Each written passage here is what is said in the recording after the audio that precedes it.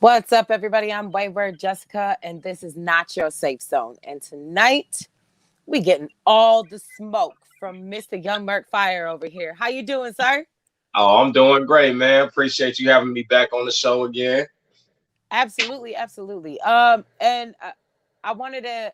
We talked about this a little bit backstage, but I definitely wanted to have you on again tonight because during your appearance on Black Men in a Box, hmm you discussed that you had a very unique experience hmm compared to the, I guess, mainstream experience of people in the Black diaspora. You kind Right, of saw the world from both sides. Am I right. correct? Oh, absolutely, absolutely. You know what I'm saying? Like I grew up, I lived in the hood, pretty much my entire life, all the way up to about middle school. So you know what I'm saying? So I learned everything as far as what it's like to live the black experience, you know what I'm saying, living all black communities as far as, you know what I'm saying.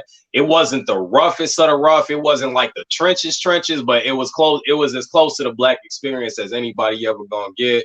And as far as like the school systems and like just the way everything I was taught, like you know what I'm saying, like just everything is just so different from when you go to school and you live life in a black community versus when you go into school and you living in a predominantly white community. And you know what I'm saying, and having to adjust, not only your mindset, but it's just like just having to adapt to everything around you because everything around you is just so new. Everything is different. You know what I'm saying? This is like a whole new way of life. And it's like, damn, like, so it's like it really make you question like the way I was living, like, was that normal or is this what normal is like? So, so I had a lot of that, what I'm saying, coming up, especially as a kid and stuff. And, it was a lot of the stuff that molded my experience, the way I think and feel today. Hmm. Definitely. And we're gonna get deep into the nitty gritty with that tonight. Okay. First, I'm gonna ask you a question. Come on with it. What is the nerdiest thing about you that people don't know about you? The nerdiest thing The about me. nerdiest, because boy, when you was talking about cartoons, you was going off. So Oh, I know you got some nerd in you. oh, I'm very I'm a very coordinated person. Like, for example, like I got to match like everything in my closet, all my clothes, they match and color coordinated. I got a white section, blue section, red section, black section. So literally I organize everything, even my sneakers, everything is organized from color to shoes, I mean not shoe size, but from color to brand and all that stuff. So Oh I'm a very man. organized person. So I guess that's probably the nerdiest thing I can say about me. So I gotta ask. So Yeah. you're a sneakerhead, I'm guessing. Oh, absolutely. So I gotta ask, which is your favorite pair? Oh, come on. Don't do that to me. Oh yes, I'm putting you on the spot. Ooh, ooh. See, I'm a big retro one dude, but don't nothing beat a fresh pair of breads. But you know what I'm saying? But then you got the space. You know what? I'm just gonna throw it out there. I'm gonna probably say my favorite pair of Jordans, probably my bread fours. And I'm gonna sit here and nod and smile and pretend like I know what the fuck that is. I promise you, anybody that's a sneakerhead, they'll know exactly what I'm talking about. Look, my favorite pair of shoes are my Nike flip flops that I wear year round in the Oh, mountain Caucasuses, even hey, if there's snow on the ground. hey, look at, hey, I got the slides too. I'm saying like I wear them every single day. Like Oh, big thing. I get mad because I gotta go to the gym and I gotta put on my regular like gym shoes, and I'm like, damn. Oh yeah, don't I nothing just beat the Nike slide. yes, flip flops are comfortable. I just gotta Oh, say big that thing. they Oh no, comfortable. big things. Oh no, hey, look here. As much as I'm a sneakerhead, I am not bougie. I put on the slides before anything. Absolutely. Okay, so next question. Mm-hmm. Beyonce or Kelly? Kelly Rowland. Mm-hmm. As far as what? Like, are we talking music or like? Yeah, yeah, music. I Oh, I know was you about to got a say girl like, at yeah, home, okay. so Like I'm let, not let trying me to make get you in let me make trouble. sure I know the question before I answer. I might catch a little slack for this, but unpopular opinion. I'm personally more of a fan of Kelly as far as like on the singing. On the singing side of it, Yes. I mean, that's just my personal, because you know, as long as I've been doing music, I'm an artist myself. I can appreciate the craft. I ain't never gonna take nothing away from Beyonce. You know what I'm saying? She So done done that thing. to me, Beyonce is a great performer. Right, But to facts. me, Kelly is an artist. Right, exactly. Like that's just No, how no, I no. see it. No, that's exact. No, you hit the nail on the head. Absolutely. Beyonce, she a fantastic performer. Like, can't nobody top her on performance. But as far Right. if we talking about when it actually comes to the actual craft of singing, I gotta go with my girl Kelly. Right. And I know since we brought up Beyonce, my sister V is gonna get mad at me if I don't mention the fact that Beyonce is such a great performer because she stole a lot of her stuff from Louisiana culture. So I just had to throw that in there for my sis. Had to Hey, throw look. that in. Here go the trees already. Hey, look at hey, we dropping the T then. I'm saying. Okay. Um, Nelly or Ludacris? I gotta go with Luda. I gotta go with Ludacris. Like, Okay, man. okay. Yeah. I I mean, don't get love me wrong. Nelly. Nelly don't. As far as like, you know what I'm saying, our childhood music, you know what I'm saying, that I get the stomping in my Air Force Ones, Look, you know what I'm country saying? grammar, country Hey, grammar. the country grammar, you know what I'm saying, the grills and all that. But you know, like I said, if we talking about as far as like when it comes down to an actual artist and the craft of what they doing, yeah, I gotta go with Ludacris. Absolutely. I think like Nelly is great to like bump in a car with a bunch of your Right, friends riding down, cruising down the street. But right. Luda He can't he'll nobody spit touch that that. shit that'll make you think. Like Can't Luda nobody be touch that. He went exactly, you ahead, know. he said all what did he say?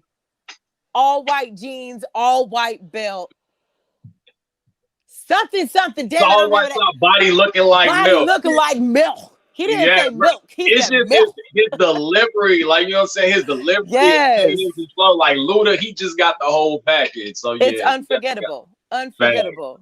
fact. Um, so yeah. So let's go ahead and let's get into it. I feel like we're loosened up now and Oh everything like yeah, that. no, yeah. So what tell me what a young Merc was like. Tell me what a young Merc was like. Oh man, shit. I'll tell you one thing. I done definitely changed a lot over the years. You know, back then I could say the young Merc was aggressive, probably a little bit on the meaner side, always, you know what I'm saying? Not necessarily a troublemaker, but my biggest problem was like I had issues like using my words, so I just used to fight a lot. So that's actually fun story. That's actually how I got the name Young Merc. You know what I'm saying? So because I used to fight a lot in school. So Right. You like yeah, look, like that. people would get 'Cause, you know, murked. yeah, Don't fuck with the young blood. You get exactly. murked. Exactly. So that's when, you know what I'm saying, my mom, she ended up putting me in boxing and shit. And I guess you can kind of say that kind of helped like mellow me out a little bit because I learned how to like express my anger and everything in a healthier way. So yeah, I mean, I was a lot more hard headed, a lot more stubborn, but yeah, I could probably say that could sum up the young Merc in like the best way. Right. And so you said that you you started growing up in the black neighborhood, in the black Right, community, correct? And then you right. moved to a predominantly white neighborhood. Correct. Yep. And Um, that was when my grandma took me in. how did that how did it feel for you being young and having to deal with such a cultural shift?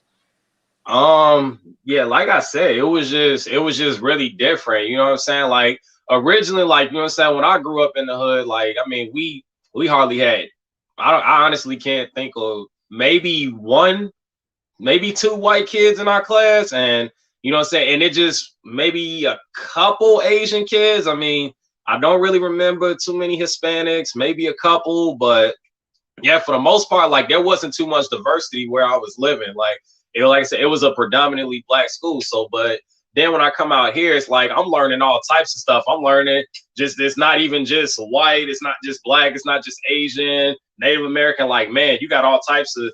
I'm learning about different countries, different ethnicities. It's not just Mexican. You got Guatemalan, you got Puerto Rican, Honduran. Like it's just so much. Like it was a lot for me to take in because it just made me realize like my perception on life was just very small. Like, you know what I'm saying? Like I had no idea like all these different cultures and everything existed. So it was a really big change for me, like as far as that. And it was like, wow, it's like it just made me question like pretty much how I grew up my whole life up until that point.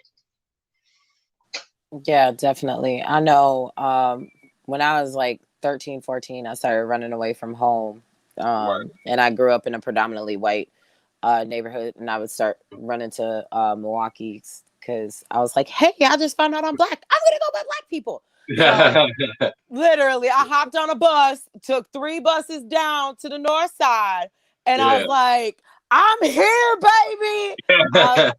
I was stupid as hell. I could have gotten fucked up, but luckily I didn't. Hey, I was say, yeah, luckily you didn't, but yeah. Look,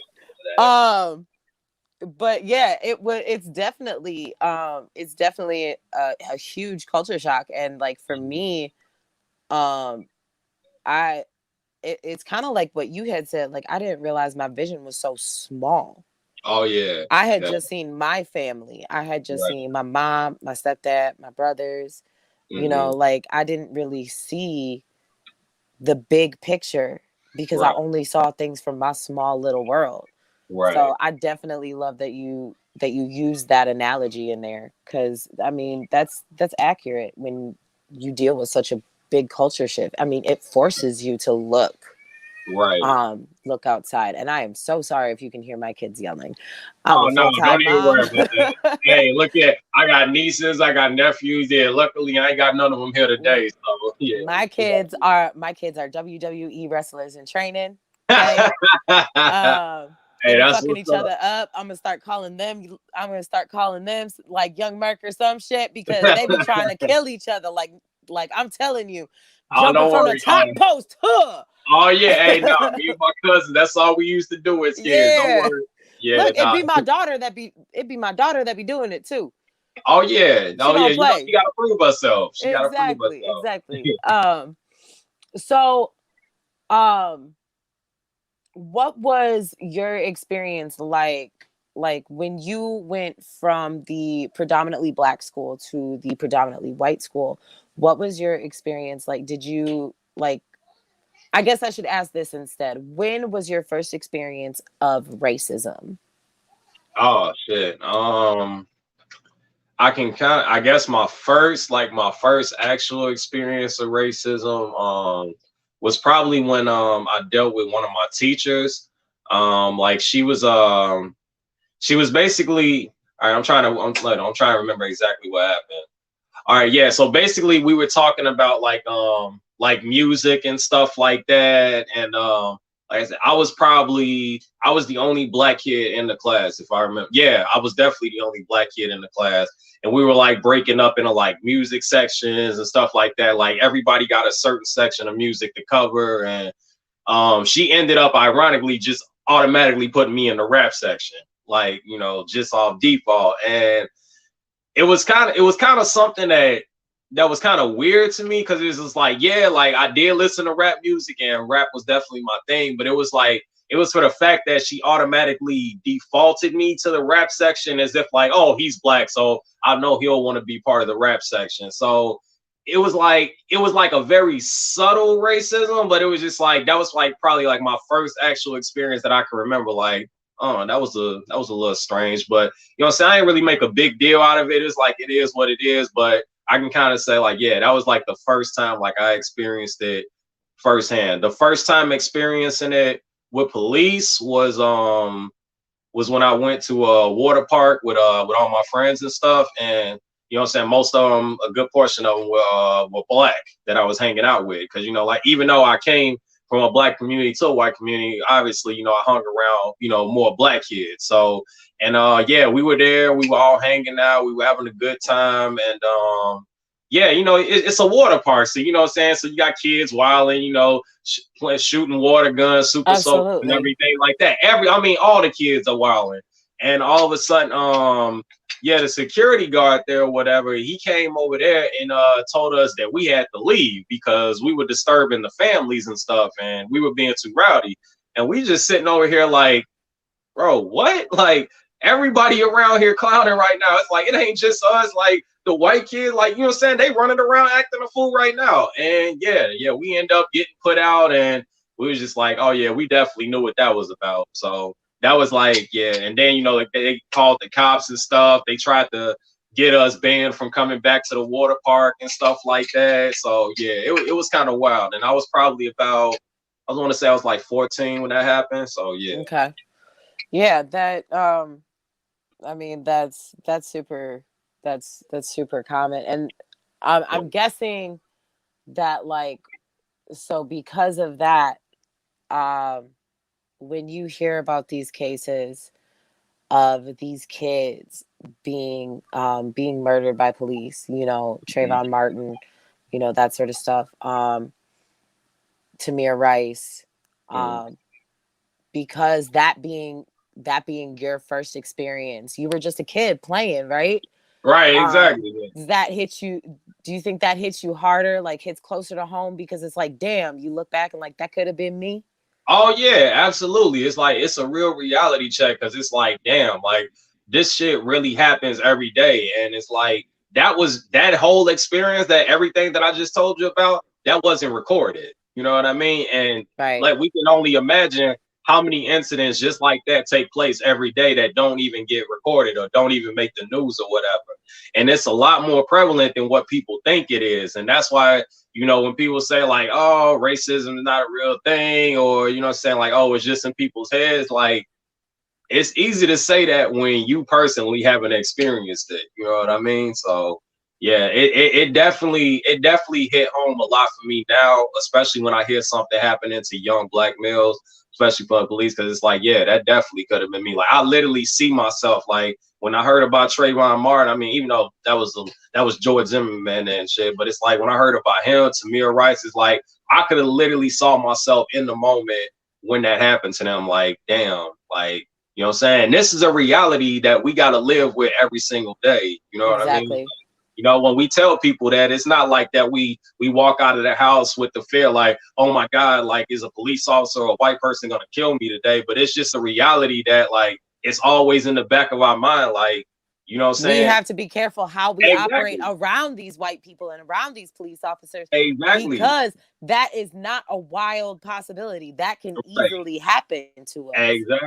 Exactly. Especially with me being black and living in a predominantly white area. Like my chances are coming in contact with a white police officer is like 99.9% of Right. the time. So, it's like it's always that thought in the back of my head.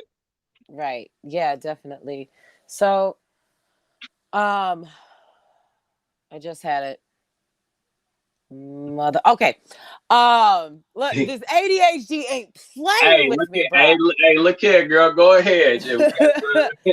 But what I was gonna ask is, you were talking about how people who claim that this doesn't exist for us, even though they are palm colored, they don't fucking know. And I look, I be seeing your TikToks. You be like, right away when I see that, well, hey, I'm like, ooh, what? somebody's about to get it. Oh yeah. So, do you have a message to any of the conservatives or the racism deniers or anything like that? Because I know they like to mass report you on TikTok. Oh, So absolutely. let the clip go And here, the thing babe. is, it's a combination between them and TikTok itself. Like, you know what I'm saying? I ain't Exactly. gonna say it's all of them, but it's definitely a good portion. Because, like, even today, like the last video that I just dropping the true history of that damn Confederate rebel flag. Oh man, you should see they going off in the comment Oh, section. absolutely. But yeah, but the minute, you know what I'm saying, the minute I clap back, start getting disrespectful, Fan. like it, bam, now all of a sudden they want to report comments and try and get me bad. It's like it's just a never ending cycle. Like always. It's that fragility. Oh, It's that white absolutely, fragility. absolutely. And you know what I'm saying? And you know, it's the saying that goes, a hit dog will always holler. Like, you know what I'm saying? Oh, well, I'm not racist. And I'm like, the funny thing is, I don't even know who the hell you are. You took it upon yourself to come to my video, leave your goof ass comment. Like, I didn't know you had a Confederate flag until you just told me. So clearly you Thanks for feel some telling on type of yourself. way. Exactly. It's like I don't even have to do the exposing. Like y'all do it yourselves. So it's like, you know what I'm saying? It's like I don't know how you can get mad at me, but then it's like when you check their ass and then when you call them on this bullshit, then they want to try to play the victim and oh, you're creating division and oh, it should all be about unity. But my question to conservatives is how the fuck are we gonna establish unity when y'all don't even want to talk about what caused the division in the first place? Like That that's the part part. that's crazy to me. Like y'all always want to talk about we need unity and we need to stop the division, but what? Why was we divided in the first place? Why y'all don't want to talk about that? Like Who how we gonna divided us? it's like they just want to skip the step. They just want to go from stop the division. Here, let's just unify. Oh, forget about what happened in the past. Let's talk about now. Like, no, it ain't no just forget about the past, bro. Like, it's not that. Absolutely. Yeah, no. Yeah. Absolutely. It's like after 400 years of oppression, y'all motherfuckers should smile and hold hands with us. I think the fuck not, bitch. Exactly. I'm like, how the fuck? Like, the part that kills me too. They're oh well, there's nothing holding black people back today, and oh they signed the civil rights bill and blah blah blah. Bro, how the fuck do you really say you can fix 400 years of oppression to a marginalized group of people in less than 60 years? Bro, my grandma was a child when the damn civil rights movement was. It's a lot. You got people, grandparents that was still alive and well when lynching was legal, happening in broad daylight. It's like, for the fact that people can even deny this shit, like, it's crazy. Like, and it's the mental gymnastics for me that people have to go Yeah. through to try to push all these bullshit ass narratives that this country was not built on racism. Like, it's a plethora Exactly. of evidence to show otherwise. But hey, Like the fact that it's been how many years since Emmett Till and we're still waiting on the anti-lynching bill. mm, but But check hey, this out. here, have Juneteenth. Right. Motherfucker, we already had it. We already had it. And guess what? And oh, it ain't like just a day for black people to get off. Oh, everybody get the day off. So look here. So we ain't even No. got Juneteenth. So it's like, you know what I'm saying? There's that, and it's just it's literally just a mental gymnastics from. But check this out though. They didn't have no problem passing that anti-Asian hate crime bill though. Well, you know what I'm No, saying? they Even didn't. But here's my thought. Here's my thought on the anti-Asian the Asian hate crime Asian hate bill. crime bill, yeah. I think that that was a tool to try to otherize us, to try to get us to be mad at the Asian community, Oh, and also absolutely. a way to excuse more policing in black communities, because look what happened and what was portrayed in the media. It was Oh, black people absolutely. going after Asian people. They weren't talking about white people going All after Asian people, even though statistically they that too was was just going after them more. Yeah, but that wasn't what they showed in the media though. Exactly. So I think it was literally just another way to try to keep us fighting with other communities of color on, hmm while also excusing more over policing in our communities. Oh, absolutely. No, that definitely wasn't on. And this is shit, and shit like that is a perfect example of how systemic racism still works today. Like, here's the thing: people like, oh, well, that wasn't directed towards black people. Like, here's the thing: it don't have to be, because they can't, by law, they can't physically say we're going to apply this bill to black people. It's the structure, it's the laws that you put in place that you know are going to disproportionately affect black people and people of color. So it's It's like like that's what Reagan's people war gotta on understand. drugs. Exactly. Right after they put drugs in to create our ghettos. Exactly. You know what I'm saying? When we start talking about, oh, y'all don't want to talk about how they was giving somebody for a little bit of crack cocaine the same amount of time as somebody who had a damn 8 ball of coke. You know what I'm saying? Like, it's like y'all, it's these little things in place that people just refuse to recognize. You know what I'm saying? How they consider crack being a black drug, you know what I'm saying? Because it was cheaper. You could always find it in the black community, even though it was mostly white people that was coming to those black communities to buy that same exact crack. Can you But say that one more time for the motherfuckers in the back?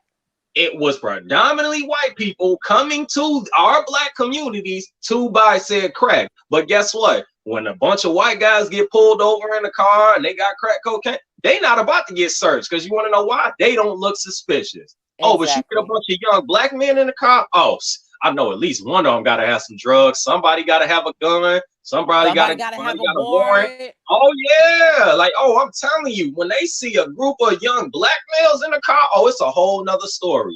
It's a whole And I nother story. and I think that also speaks to how these officers are trained and how they have kind of like a reward system. Like Oh, the absolutely. more arrests or tickets you give, Mhm. the better your hours and your paycheck gonna look. Oh, And absolutely. what's the easiest? Where's the easiest targets? In Hmm. these impoverished communities. Oh, absolutely. Now who resides in these impoverished communities? Black people. And then who created these impoverished communities that black people live in? White fucking supremacy, the government. Period. But I they don't mean, want to have that conversation though. absolutely not, because they look at somebody like you or me, or anybody with any type of melanin, and they're like, you don't understand what you're talking about, because they have that stereotype that because we're black, we're uneducated, but then want to Hmm. say, I'm not racist. Hmm. My Hey, black friend says it's okay to say the N-word. Bitch, say it oh around my, me. I dare you. I I dare you. did. I double dog. Look here, that's why I tell motherfuckers all the time. Look, results will vary, and that is on the ancestors. I promise you. They absolutely will not vary, because I will smile in my motherfucking mugshot. Hey, hey, I just look here. You got the people. That's what I'm saying. You got those few black people like, oh well, it ain't that big a deal. I don't care. I know they're not saying it to be racist. I'm just like, all right, that's on you. That is on you completely. You do not speak for me. I promise you that. I guarantee you. That's on you. Understand that when your little friend got some bodily harm, ended up in the hospital, that's on you too, motherfucker. Hey, look I'm at hey. just saying. I would say you made them comfortable. Shit. Hey, that's why I be trying to tell people, stop setting these people up. Trying to tell y'all. Absolutely. Absolutely. So let me ask you what you think about the fuck shit that Texas is doing. I don't know if you are up to date on what they are pulling. You talking about Um the abortion bill? the abortion laws, the erasing Dr. King and indigenous history, Mm-hmm. uh all of that, the ban on mask mandates, all of that. Why don't you go ahead and give me your opinion on that? Okay. Well, shit. Well, let's start with the abortion. I mean, shit, that's clear as day. I mean, you really. I mean, we all know what that's about. You know what I'm saying? People are always making it seem like, oh, well, how is this going to affect black people? Oh, whatever, blah blah blah. Yeah, it's like it's for the fact that they perform these mental gymnastics that they can't see the logic in their own fallacies. So check this out. So y'all say all the time about how black women, how they get all these abortions, they don't have these kids, etc., as if they actually give a damn. But I digress. But however, people got to understand is that abortion law that was signed into Texas, that wasn't to stop black women from having abortions. They could give a damn. Black women could kill all their babies for all these people give a damn. That was to stop white women from getting abortions, because white women make up 60% of the abortions. And what scares the hell out of these people is that in the next 30 to 40 years, if white women keep getting abortions at the rate that they having them, keep doing all this interracial dating, all this mixing, that's literally gonna wipe out the race. Who They say it literally, again? that is shit. They are worried that it is gonna wipe out their race and that they will then become the minority. But then I gotta ask this: what's wrong with being a minority? Is there some type of different treatment when you are the minority? Mm, Do you feel some form of oppression by becoming the minority? preach. So it's like, you know what I'm saying? Like people always try to, so yeah, so that's the first thing. We know what the abortion law is about. And let's just be real here.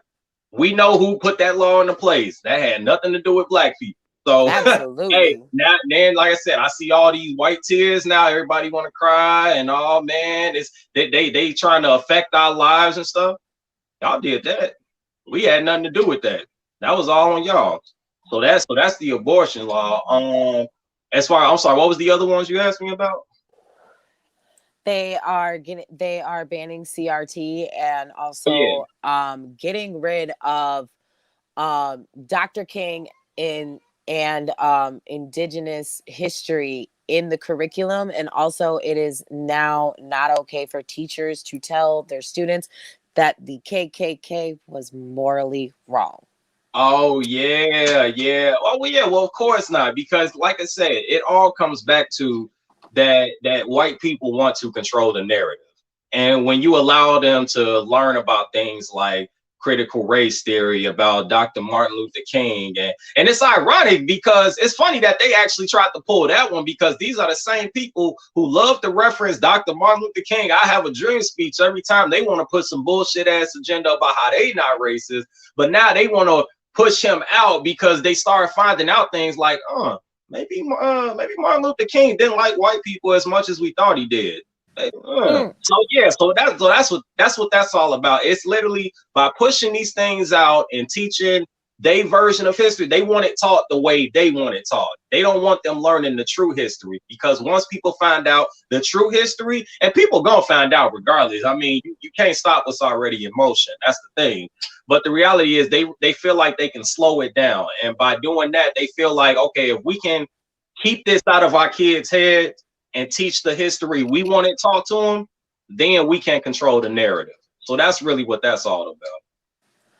I definitely agree. I think the eradication of Dr. King in curriculum specifically is because, as you said, like when you go ahead and you actually learn about the truth about Dr. King, the entirety about Dr. King, Mm-hmm. uh, he had been taken to jail, he had been beaten, he had been spit on, he like Mm-hmm. people had tried to kill him before they actually fucking succeeded. He Exactly. was fucking sick of that shit. He Mm-hmm. was Oh yeah. done, and he was ready to be like, you know what? Maybe Malcolm was right. Mm-hmm. Preach. But they did Preach. not want that to happen. Mm-hmm. And Absolutely. they don't want that to be learned. Like No. Dr. King is the one that sat there and said, "A riot is a language of the unheard." Mm-hmm. That wasn't your extremist Mm-hmm. Malcolm. That wasn't Farrakhan. Right.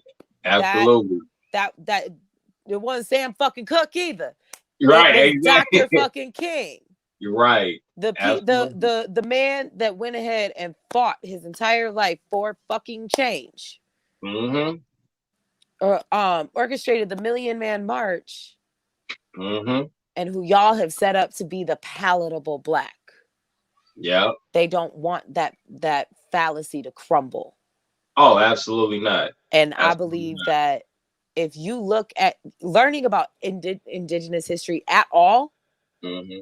you're going to see that colonizers, Europeans, white Europeans, are Mm-hmm. the fucking bad guys. So, like, no, let's just kill it. Let's just let all these Texan kids pretend that indigenous people don't fucking exist no more.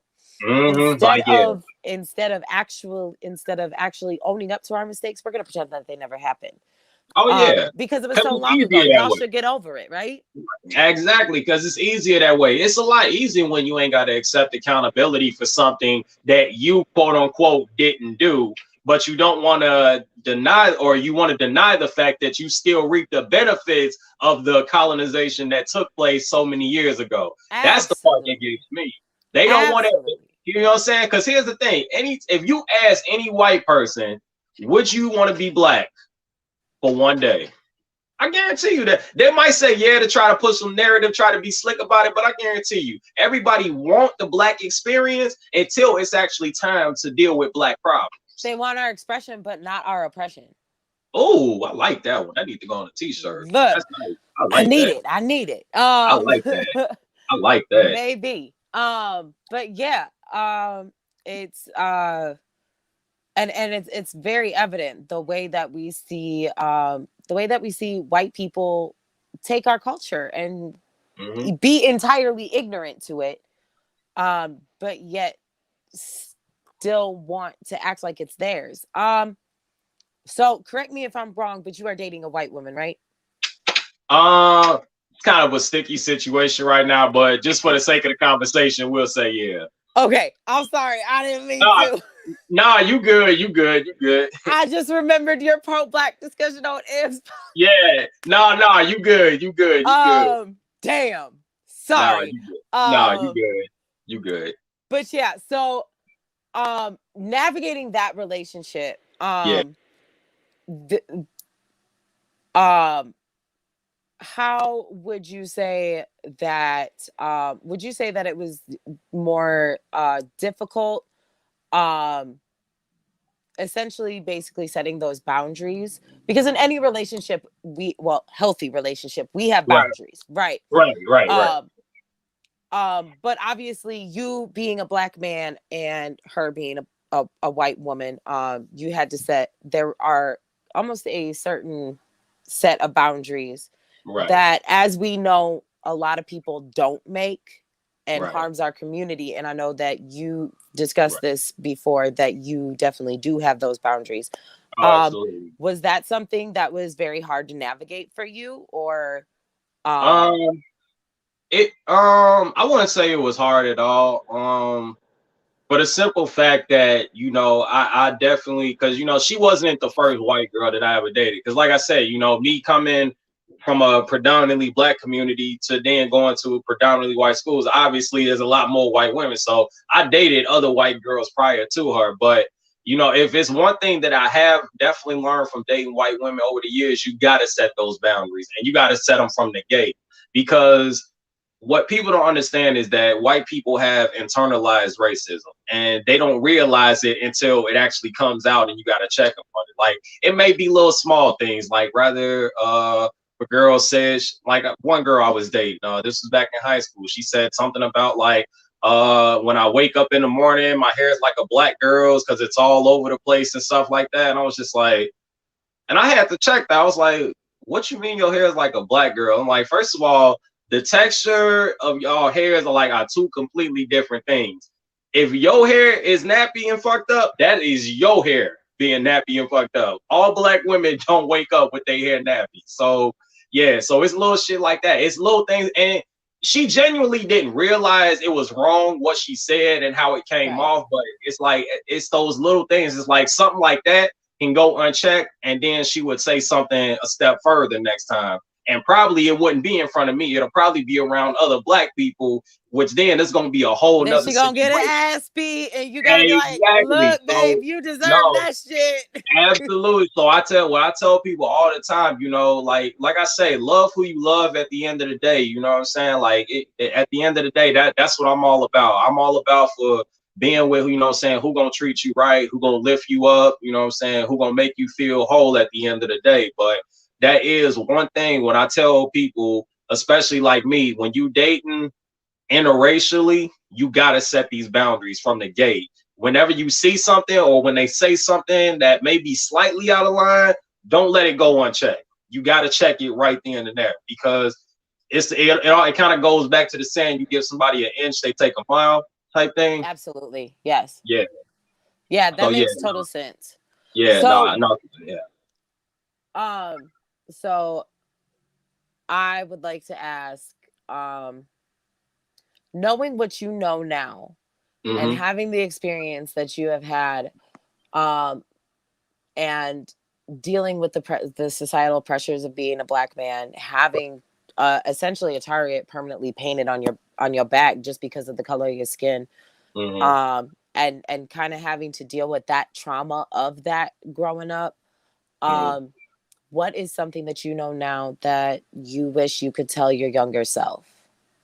Um, don't downplay your blackness for anybody. Like, regardless of who you around, don't ever stop being you. Be unapologetically black all times, every time. Because the thing is, if it's one thing that I know, that by me being around, so many white people, and and being in a white environment, like, I didn't do it intentionally, but I definitely, there was a couple times where I found myself subconsciously like, oh man, I can't be too black. I don't want to make the white people uncomfortable.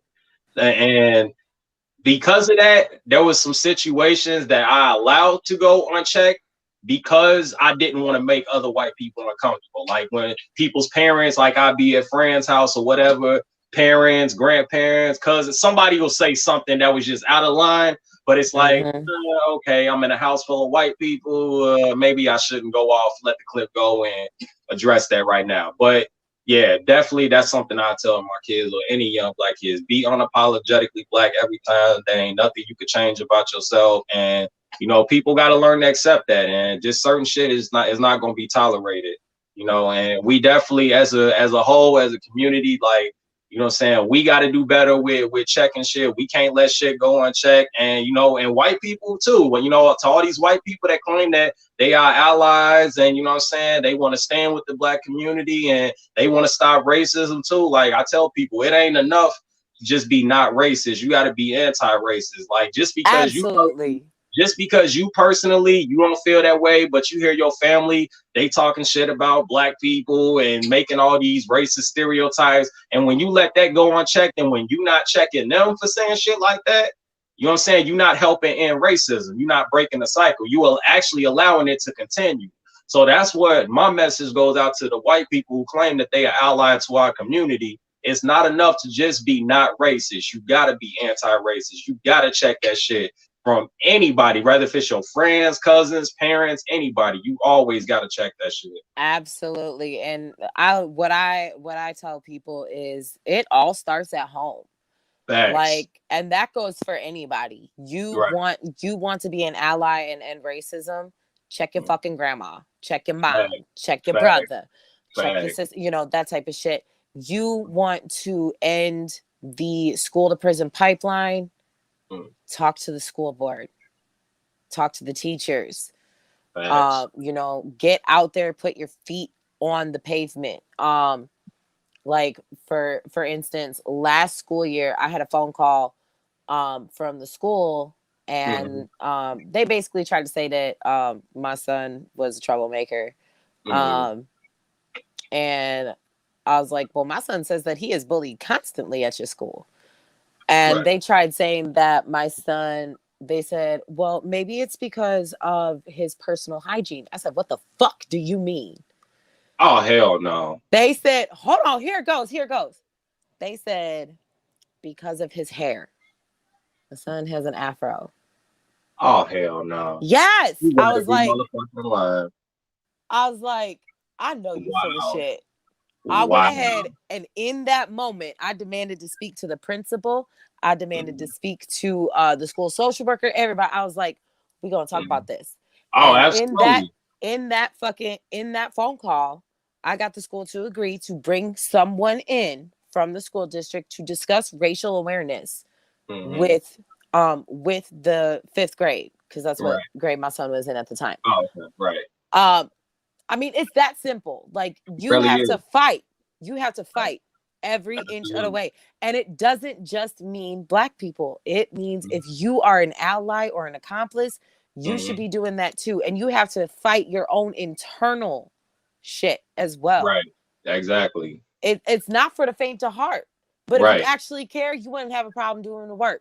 Exactly. Hey, I couldn't have said it better myself. Like I said, if you truly love black people like y'all claim y'all do, because I mean, it's one thing I will say: a lot of these performative activists out here, they really got exposed once everything started dying down. You stop seeing a lot less BLM content and all this stuff, and all of a sudden, see, because here's the thing: where I tell white people, y'all want to deal with black people when it's convenient for y'all, but when the going gets too rough, like, oh, I'm getting attacked too much by talking about these issues, like, oh, it's causing hate with my family, it's causing this, like, hey baby, that come with the game.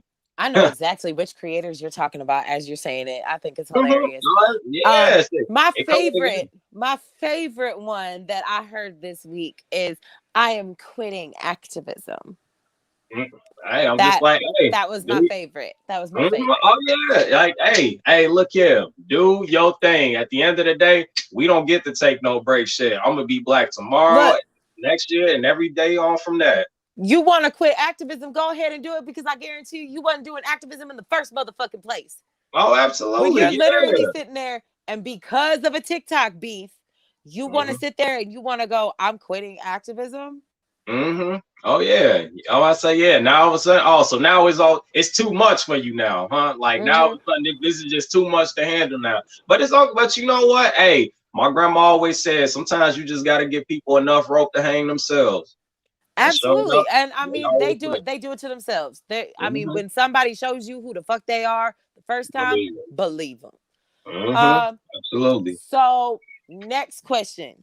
I Yep. know last week you was talking about rocket power. So I'm Yeah. gonna ask right now, Reggie or Otto? Auto all day. Come on now. What? Auto all day. I can't even But believe we got to even. Reggie. I mean, don't get me wrong, Reggie, my man, but you mean, come on now, Otto, he literally carried the show. Now I mean, but he was a brat. he was, but He that's was you a know what brat. that was him though. That was what made it. That's what made everything interesting. Otto was a brat, but you know what? Look. I can under. You know what? I see a lot of myself in Otto as a kid, so I feel like that's why I Oh, say. so you were a little brat too. I mean, Just a little bit, you a know what I'm little saying? bit. Just a little bit, you know what I'm saying? For real, for real. When the fuck that album dropping on Spotify? All that. I don't have an exact date yet, but it's coming out in November. It should be like the first or second week in November, but I'll have a date for you. So Look, yeah. you better text me when it's about to come out because I'm gonna get it Oh, right away. say less, Queen. Oh yeah, no, definitely. I'm excited. This you know what I'm saying? Like I said, I already got my the warm up one that's already out right now. That's on Spotify, iTunes, all that. But the warm up too, you know, this it's definitely gonna be a lot different, you know, than my first EP album.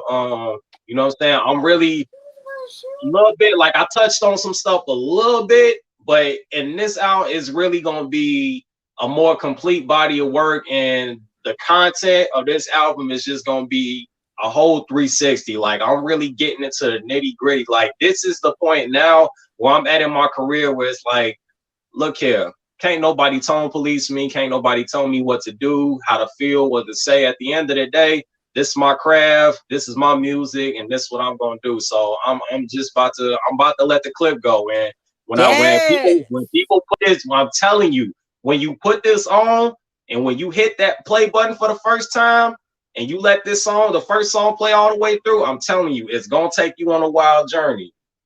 It's I'm definitely here gonna take for you it. on. I'm here for Oh it. yeah, so be ready. I'm excited about this. I really am. I'm telling you, I need to know that release date ASAP. I got you. ASAP. As soon as I get I that, pre-order that mug. Like I I got need you. it. I got you, Um, baby. so I had another question, damn it. Go Mm. ahead, girl. Go ahead. It'll rattle Okay, up in okay. Aretha or Whitney? there. Oh, Oh oh, yeah. shit. Oh, damn. You took me there. Mm. I I gotta go with Aretha. I gotta go with Aretha. It's all about that RESPECT, hey? Come on, babe. Respect. Find out what it means to Hey, me. come on. Yes, Like, yeah. hey, that's that shit, man. That's some shit that come on in the car. You gotta, hey, Abs- hey, if just a you're little. not singing Hey. along, if you're not singing along with it, get the fuck out my car. Oh man, you hear me? Come on now. Yeah, yeah, baby. Aretha all day. I love Whitney, you know what I'm saying? That's the queen, but yeah, you know, Aretha all day. Absolutely. Well, I can hit Aretha's notes better than I can hit Whitney's. I'm gonna be honest with you on that. Yeah, hey, look at that now. Whitney, yeah, nah, she was a different breed, baby. Yeah, Right. no. So I gotta ask, did you ever watch or read any of the Harry Potters? I watched the couple of the movies growing up. I ain't never read none of the books. I ain't even gonna cap with you. I never read none of the books. Them I'm gonna books send you the whole damn series, bro. are yeah. So I'm gonna ask, since you watch some of the movies, you're not safe from this question. Oh Which shit. Hogwarts house are you? Gryffindor, Hufflepuff, Ravenclaw, or Slytherin? And if you need me to give you a rundown, I can do that real quick. Yeah, okay. The Slytherins, them was the purebreds, right? They were the pure bloods. They valued cunning, cunningness, ambition, traditions. Ravenclaw was wit, creativity, um, and like intelligence. And then Hufflepuff was kind, loyal, hardworking. And Gryffindor was brave, chivalrous, and something fucking else. That's Damn. really sad. I'm a Gryffindor. I should know that. But anyway. Yeah. I mean, a part of me kind of want to say Hufflepuff, but you know what I'm saying? I got a little bit of Braven in me too. Cause like I see a little bit of me in all of, but if I had to pick one, I'm probably gonna go with Hufflepuff. Hufflepuff. All right. Yeah, Hufflepuffs if I had to are pick, the shit. yeah, exactly. Hufflepuffs are the shit. I am a Gryffindor, but I attract Hufflepuffs in my life like crazy. Hey, I Hufflepuffs mean, and yeah. Slytherins. They're just like, and I'm like, Mm-hmm. I don't know why y'all Yeah, like me. no, you got that kind of personality that people just cling to you. That's all. Look. I'm mean as hell. I don't understand it. Hey, people hey, look people here, just shit. think Hey, I I'm be petty. joking. Hey, I'm petty, so shit. Hey, I'm here for all of it. Look, absolutely. I want to thank you for coming on. I think this conversation was great. I'm sad that we didn't have more time, but hey, that does not mean that I can't have you on a future episode. Oh no, absolutely, anytime. Definitely. I definitely think we bring some smoke in the short time that we did have, though. Definitely. Um, so not my phone almost dying. Hey, good time in I'm there, a I mess. I'm a mess. guess. Don't But even worry. anyway, thank you to everybody that watched. Merc, go ahead and hang out for a minute after we end the live. Definitely. Y'all have a good night. Thank you so much for watching. And remember, at the end of the day, don't be a dick. Fat.